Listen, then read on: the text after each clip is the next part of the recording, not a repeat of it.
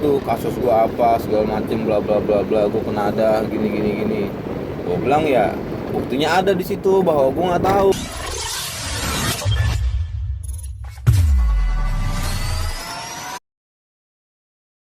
Assalamualaikum warahmatullahi wabarakatuh. Apa kabar semua, sehat-sehat?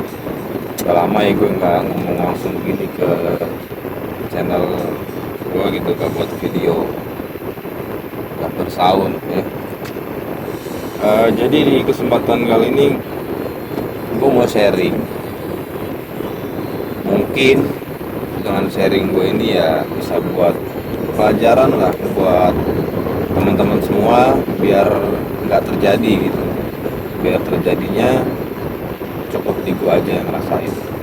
Karena pengalaman gue yang akan gue ceritain ini cukup lumayan apa ya, lumayan inilah merugikan gitu, karena kebodohan gue sendiri sih ya. Oke, jadi di 2019 lalu lah gue tuh pernah ketipu. Gue pernah apa namanya, gue beli mobil ya, tapi karena gue cuma nafsu gitu kan, gue ngikutin ego doang gitu, nggak teliti, nggak apa namanya ya, nggak benar-benar cermat lah dalam transaksi ini. Jadi gue akhirnya ya menerima kenyataan ini gitu, akhirnya ujung-ujungnya ketipu ya. Jadi gini, ini gue mata gue nggak bisa fokus ya, karena gue sambil nyetir, sambil ngisi waktu macet juga sih. Jadi gini, di tahun 2019 tuh alhamdulillah ya, gue punya rezeki gitu kan, adalah tabungan cukup gitu. Gue putusin lah, gue jual salah satu motor gue, karena kebetulan gue waktu itu ada 3 motor ya, salah satu gue jual gitu buat nambahin. Gue itu mau beli mobil rencana, karena kan memang ya gue pikir gue udah butuh lagi gitu. Gue pernah punya, cuma udah gue jual juga mobil gue. Akhirnya gue putusin 2019 tuh gue mau beli. Nah, gue beli ini niatnya tuh ya surprise aja gitu ke keluarga. Gue gak koordinasi, gue gak ngobrol sama orang tua gitu kan. Tapi ke istri gue ngomong, nah, ini juga salah satu apa ya, salah satu bukti gitu kalau ridho istri itu penting gitu kan. Karena gini, di awal gue putusin buat beli mobil lagi, istri gue tuh nggak ridho. Dia bilang ya kita belum punya mobil pun masih bisa lah gitu, karena buat apa juga, belum perlu banget mobil gitu kan. Kalaupun mendadak gue bisa sewa dari temen-temen gue atau saudara gitu ada. Jadi menurut istri gue juga jarang keluar pakai mobil,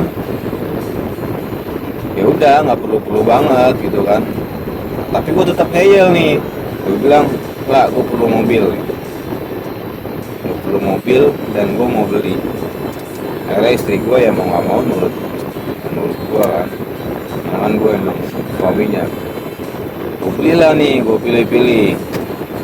Nah, gue cari mobil pun gue nggak koordinasi, nggak ngobrol sama rekan-rekan gue, nggak ngobrol sama om-om gue yang memang ada di bidangnya. Gue cari di Facebook gitu kan, karena gue pikir di marketplace Facebook tuh murah-murah gitu. Nah, pas gue mulai pencarian sekitar 2 minggu, gue sabar tuh gitu. Nah, karena budget gue itu cuma, gue pegang uang tuh sekitar 75 juta gitu kan. Nah, pilihan gue itu di saat itu ada Jazz Itzy di Selamat, Avanza lama sekitar tahun 2008, sama Civic Batman gitu kan. Nah, terus ini dan gue akhirnya jodoh nih Datsun Go Panca. Nah, kala itu pilihan gue 2 tuh yang udah mantep gitu, karena Jazz ini lokasinya jauh, ada di apa namanya, Pekalongan. Nah, kalau Avanza itu ada di Tangerang. Nah, Datsun Go Panca ini ada di Bandung ya. Kenapa jauh-jauh? Ya itu tadi gue lihatnya harga kan, bukan karena itu. Jadi urusan surat udah nantilah, yang penting harga murah dulu. Ya itu tadi karena gue nafsu gitu. Setelah cek unit yang Avanza ini, gue kurang serak karena ketuaan juga, mulai dari segi, karena Avanza 2008 ya, dari segi tampilan gitu gue kan masih muda gitu kan. Gue pikir memang sih sebenarnya lebih worth it Avanza buat keluarga segala macam ke bawah, tapi karena menurut gue masih muda ya, kurang pas lah buat mobil anak muda gitu. Akhirnya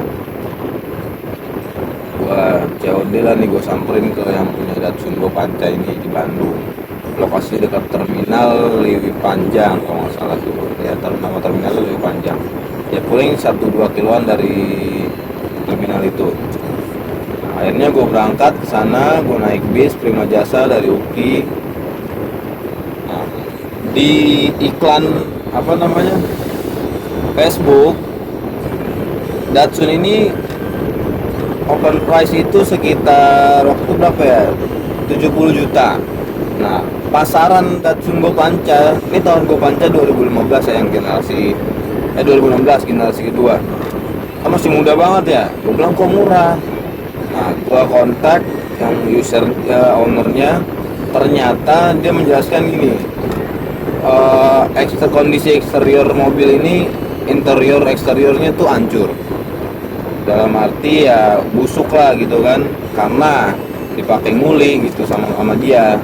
Memang akhirnya setelah penjelasan singkat di handphone by WhatsApp, ya udahlah gue penasaran, gue samperin ke Bandung gitu kan, sampai sana malam. Nah, setelah gue cek unit, memang benar, mulai dari bodinya yang udah body kitnya udah pada amburadul gitu kan, pada sobek, pada pecah, catnya baret di mana-mana, penyok di mana, penyok kecil tapi banyak gitu, segala tutup tangki bensin nggak ada. Kan kocak juga ya, itu mobil buat apaan sampai hancur gitu kayak bekas tambang. Nah, tapi gue naksir juga nih, yang pertama kaki-kakinya udah diganti sama dia, udah dimodif pakai kaki-kaki kijang kan, jadi keker gitu, pakai velg Karista waktu itu. Nah, akhirnya kan gue yang awalnya sempet curiga kenapa kok harganya murah banget ya, karena melihat fisiknya fisiknya amburadul gitu ya, gue akhirnya percaya gitu. Akhirnya nego kena lah tuh di harga 63 juta. Lo bayangin, mobil 2016 7 seater cuma 63 juta ya kan. Wah, senang banget gue masih saving dana sekitar 10 jutaan gitu kan. Gue bilang ini mah buat benerin, karena mesin juga bagus gitu kan, buat benerin interior, karpet dasar segala macem, ini mah murah lah gitu kan. Gue cat ulang. Akhirnya terjadilah transaksi di situ kan, gue sama istri gue, dia sama anaknya gitu. Anaknya juga udah lumayan dewasa lah, umuran 20-an gitu. Nah, pas transaksi ini gue kan juga nggak berpengalaman banget ya, maksudnya gue nggak tahu nih, ya udah yang sekedar pengalaman minim, pengecekan unit tuh gimana, karena gue juga biasa transaksi motor gitu kan, nggak pernah mobil. Gue lihat surat-suratnya, pajak mati cuma setahun waktu itu. Nah, udah nego deal, gue bawa pulang nih mobil ya kan. Di situ gue senang banget, meskipun di perjalanan ya ada aja dari Bandung ke Jakarta tuh malam-malam di tol bumper depan akhirnya copot gitu kan. Akhirnya mendadak gue berhenti di jalan, gue benerin dulu, gue iket pakai tali rapia gitu. Nah, dan kondisi rem juga udah habis gitu kan. Akhirnya jalan pelan sampailah gue di Jakarta gitu, di rumah pagi-pagi jam 4 subuh lah gitu, karena gue memang berangkat malam ya, pulang kerja. Nah, lanjut, akhirnya setelah mobil sampai rumah, gue perhatiin apa yang harus gue langkah awal gue perbaikin tuh. Bayangin, mobil nyampe, akhirnya gue masukin bengkel, gue cat, gue beli bumper segala macam, tutup karpet dasar semua gue rapihin lah. Itu gue habis sekitar 5 jutaan. Habis 5 jutaan tuh di bengkel. Eksterior interior gue rapihin, yang paling urgent gitu kan, dari mulai karpet dasar tadi, tutup tangki, bodi depan, bumper depan, rapihin semua. 1 minggu pengerjaan, 1 minggu lebih lah, sekitar 8 hari selesai tuh mobil, ya kan. Selesain mobil, gue jemput di bengkel. Wah, senang banget tuh, mobil udah kayak ya mulus lah gitu kan, mulus. Baru gue pakai, akhirnya malamnya tuh gue langsung ajak makan keluarga tuh ke Pizza Hut. Setelah itu pulang biasa. Nah besoknya lo bayangin, gue dijemput polisi bro. Gue dijemput polisi, ya kan, di rumah. Itu kejadian jam 8 malam lah, habis hujan gitu kan. Tiba-tiba gue lagi tiduran, ada yang ngetok di rumah gue. Tok, bilang dari jendela kan kelihatan tuh. Bilang siapa ini, gue nggak kenal.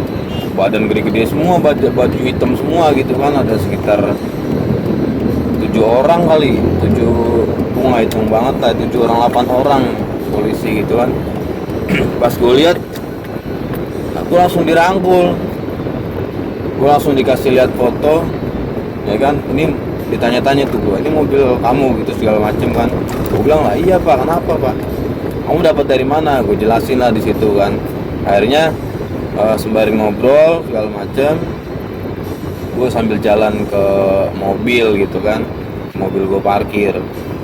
Nah akhirnya ternyata begitu dijelasin sama polisi, mobil gua mobil curian, bukan mobil curian, mobil penggelapan.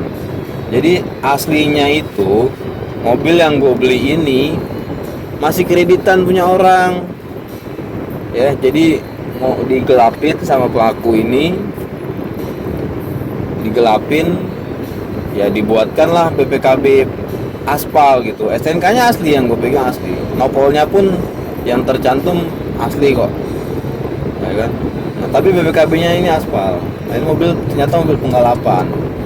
Jadi gue beli sama sindikat ya, sama sindikat. Akhirnya karena gue baru transaksi belum ada 1 bulan dari setelah gue dijelasin sama polisi. Nah gue dituduhlah sebagai penada karena gue ada di transaksi di handphonenya dia tuh, gue masih ada gitu kan. Bilang sialan. Nah, akhirnya dengan penuh rasa apa ya, gue nggak bisa dijelasin juga lah perasaan gue saat itu. Takut, gue bingung, lagi santai-santai di rumah, baru senang punya mobil mulus, baru sehari dipakai. Gue dibawa ke Polda Metro Jaya, ya kan. Akhirnya gue di BAP tuh bro, gue di BAP.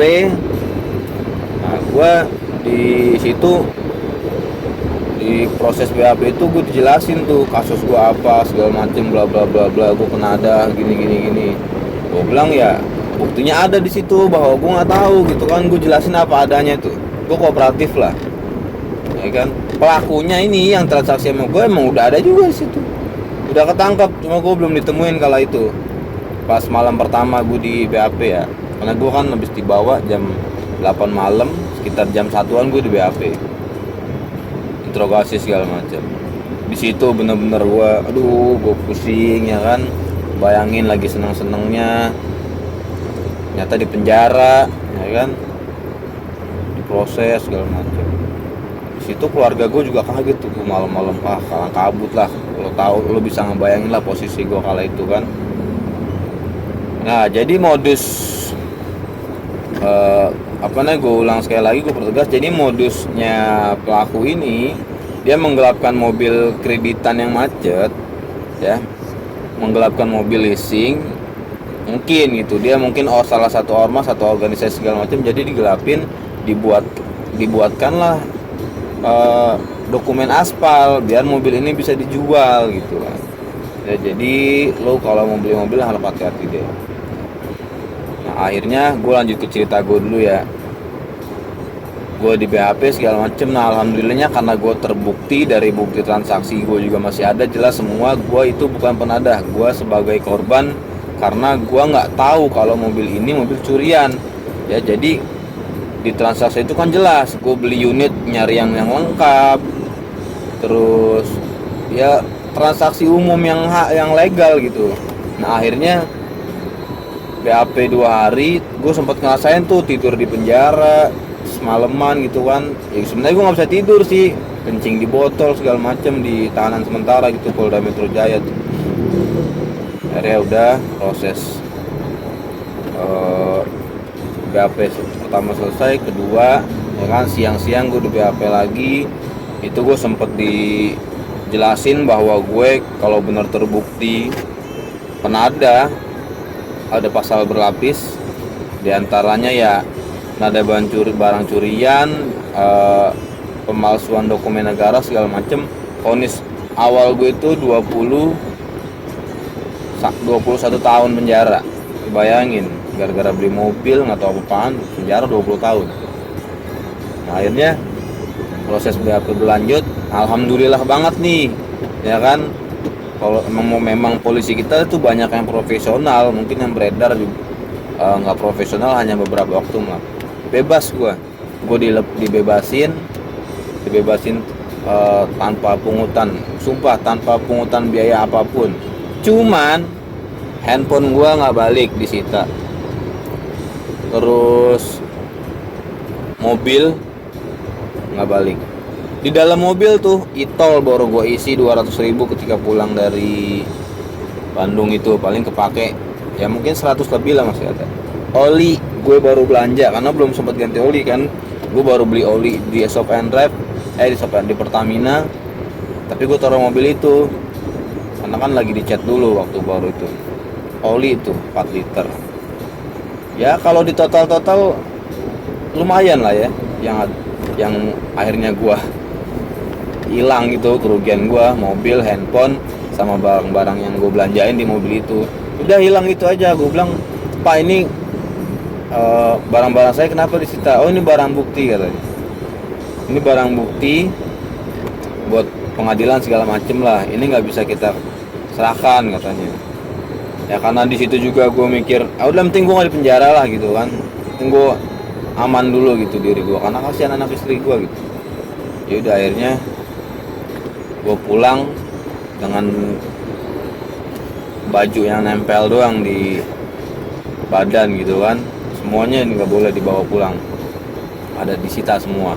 Gue dijemput orang tua gue, istri gue pulang lah gitu. Ya jadi ya cukup nyesek gitu kan, beli mobil ya, kehilangan mobil, kehilangan handphone semua gitu. Penjara juga ngerasain 2 hari 1 malam. Sedih nggak lo? Sedih banget, sumpah, sedih banget gitu.